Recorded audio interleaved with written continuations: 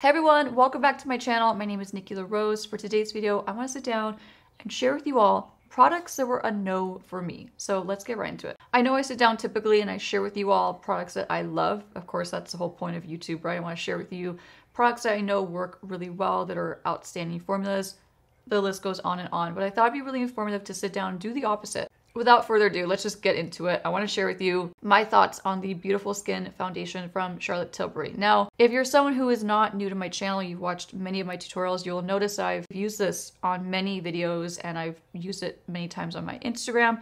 And the reason for that is because I wanted to make it work. You know, you ever buy something and you're so desperate to make it work, but at the end of the day, I had to just realize this was not working for my skin. And I've met so many people that love this foundation, but for me, it's a no. It's definitely a no. Now I want to point out too, like I really did use this. I used this and I really gave it a good try. For me personally, I'm just gonna be honest, I really don't have large pores. I don't have skin texture. I know I'm very lucky. I'm not trying to brag about it, but I just don't. I really don't. But for me, when I wear this foundation, I'll look in the mirror, even just like I'll catch a glimpse of myself. I'm not even kidding. And this gives me texture and gives me large pores that I don't even have. There's something about this formula, the way it sits on my skin. And I think that's actually a key point and why I don't really like this foundation is it does just sit on my skin. I can't blend it in. I can't make it look smooth. I can't make it look seamless. And I find myself when I use it, I find myself over powdering my face just to get that smooth effect that I'm looking for with a foundation. And this is just not it. And to be quite honest, I have used this on a few of my clients just to kind of test it out because they also had wanted to try it and you know, I had it in my kit, so I thought I'd just pop it on them. Same thing happened with them. And so, you know, after trying it so many times, I had to just kind of realize that it's time to put this down. It's time to just realize that, yes, I spent the money on this. No, I'm not on Charlotte Tilbury's PR list. So everything I buy from Charlotte Tilbury is out of my pocket, which is totally fine. But I had to realize that it just wasn't working for me. So let me know in the comments if this worked for you. I'm so curious to see if any of you agree with my thoughts on this, as to why it doesn't work. But this is just kind of a letdown, in my opinion. And it's sad because this is called Beautiful Skin Foundation, but every time I wear it, I don't feel like I have beautiful skin. So this is a hard no for me. It's definitely, that's it, I'm done. Her and I, we're gonna break up. Okay, now this next product is an illuminating primer from Lauramercier. I love this brand. I think they make some incredible formulas. They make all around just great products. This does not work. And the reason this does not work is because I cannot get it to not pill on my face, my clients' faces. It just pills no matter what. And if you don't know what pilling is, it's when you put a product on your skin. Then you go to put, let's say, your foundation on top of that product. This is a primer, like I said, and it's an illuminating primer. So it gives you like this beautiful glow. And when you put it on, it looks beautiful, looks absolutely beautiful. It gives you like that lit from within type look, which I love for a primer. If I'm going to use a primer, an illuminating one is what I'm going to go for. But this one, as soon as you put a foundation on top of it, it pills. So the product, basically what pilling means, the product is lifting and it's almost rolling on your skin. So it's rolling up and pilling. I mean, it's hard to explain. That's like the most basic way I can explain it. It pills on your skin. So let's say you put this on, you put your foundation on top, you're gonna get these little annoying pilling of the product and you're gonna have to buff it off. Or worst case scenario, which I've had to do many times when I've tried to make this work, I've had to just wipe it all off and start from scratch and just take this out of the equation completely. It's a bummer. It is silicone free. It's illuminating. It's, you know, it's a great brand. It just does not work. So this is a no for me. Here's another painful item that I really want to make work. And I tried and I tried and I tried so hard. I tried with different tools like sponges, powder puffs, and of course brushes. But this is a Dior translucent perfecting powder or perfecting translucent powder. This is not really translucent. This definitely has a color to it. So I don't know why they call it translucent. And you can even see this when it goes on your skin. It does leave a little bit of color. There's clearly color to it. And they come in many different shades. But this powder, for what they say that it's intended for, which is all day mattifying, like it actually says on the back, it says Perfecting Translucent Powder, Natural Radiant Blur Effect, All Day Matte Finish. It doesn't do any of that, in my opinion. And I love Dior makeup. I'm a huge fan. I love their Backstage collection typically, and this is part of the Backstage collection. Love the foundation, love the highlighter, I love the glow, a lot of those things. So I was really excited when they came out with this. And they actually did send me this in PR, but it just does not work. And the really unfortunate part about this is you'll notice once you start using it a couple times, and this happened very quickly, I just want to point out, you get this hard film, this really, really hard film. And the reason you get this hard film is because this has like some kind of moisturizing ingredient in it.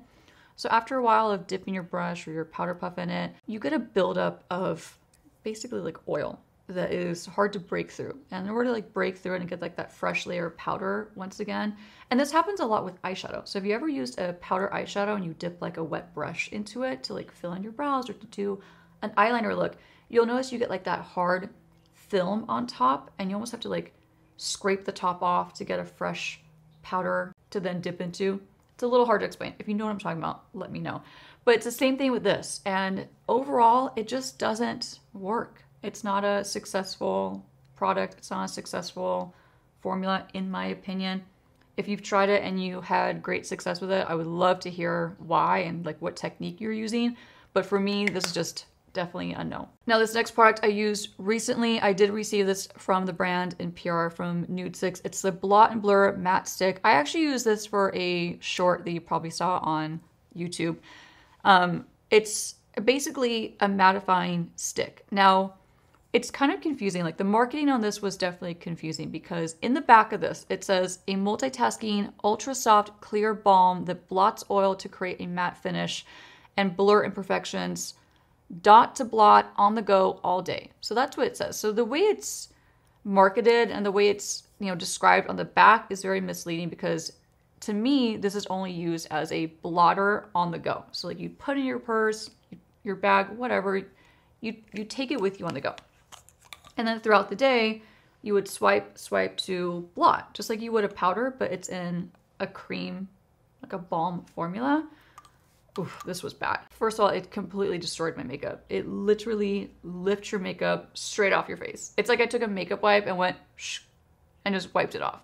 Now, the reason why I said the marketing is confusing is because if you dig deeper, of course, it says on the website that it's also intended to be used as a blurring primer. So I just think it's overall misleading. I think it's gimmicky. I'm just gonna be really honest. I don't think it's just a no. It's just a total no. I think you're much better off using something that's not gimmicky. Just get a basic blotting powder. Fenty Beauty, you've probably seen it because it went crazy viral at this point. Fenty Beauty has a great translucent blotting powder. I actually use that in my on-set touch-up bag for when I'm at work and it works great. Something like that, that's not gonna destroy your makeup. It's not gonna lift up your foundation. It's not gonna do anything but just blot excess oil and reduce shine. So skip something like this, in my opinion. But I'm open to your thoughts. If you tried it and you made it work for yourself, please let me know how. All right, I wanna move on to mascaras. I have two formulas that are just hard no's at this point. Now, one, I'm not gonna lie, I only tried 3 times. So I tried it 3 times. I didn't try it for like a month straight. I didn't give it a week's worth of trying. I gave it 3 tries because by the 3rd time, I was actually just mad at how bad my lashes look, just to be totally honest. Now, this is the now infamous L'Oreal Telescopic Lift Mascara. I'm not gonna talk about any of the reasons why it's like now infamous, but I actually love L'Oreal mascaras. Like I'm a huge, huge fan of the like OG formula, like the OG Lash Telescopic formula. That formula is phenomenal. Like that is I'll continue to always go back and repurchase that formula. I love that formula so much.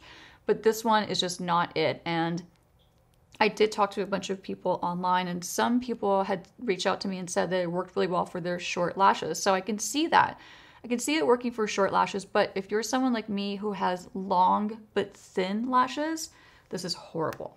It's really, really horrible. I'm just gonna put it out there. So for me, it's a no. I put it away. The other mascara it's just a no. in terms of formulation and how it works on my lashes is the MAC Stack Mascara. And this pains me to say because I love MAC. I'm a huge MAC girl. We go way back. And I wanted to like this formula so much. And this formula was so hyped up when it was released. It was crazy, like super duper hyped. I gave into the hype, had to try it. Like, you'll definitely recognize this formula because I used it so many times on my channel. But every time I used it, I was just left extremely disappointed. It clumps very easily. It actually flakes off very easily. And it just doesn't give me what I need. It kind of makes my lashes look short and stumpy, to be quite honest. And it's just not great. Especially MAC, they have so many amazing formulas like the Extended Play Lash, the In Extreme Dimension Mascara, the Hot Naughty. I think they still carry that.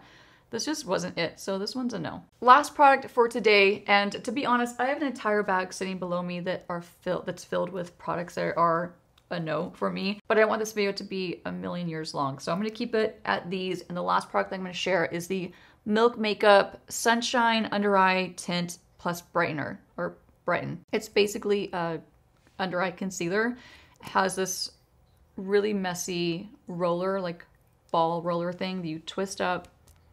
And usually when I push this up, I'm not even gonna do it too many times because usually when I push it up, it squirts a little bit of product and it gets on my chest, it just sprays. But the reason why this is a hard no for me is I tried to make this work. I definitely used quite a bit of this, but this pills instantaneously. So like as soon as you put this on your under eye, and here's why it pills. Unless you put this on bare skin or like very, very minimally moisturized under eyes, which I never have very minimally moisturized under eyes. I always put a serum and then a moisturizer under my eyes. So I'm always well prepped under my eyes because I wear a lot of makeup under my eyes. I love my concealer. I love my powder on my eyes. So I'm always making sure that I'm like thoroughly prepped and hydrated before I put my makeup on top. So when I put this on top, it instantly pills off. Like it just, when you go to blend it out, it pills, it balls up, bunches up, and it rolls off your under eyes.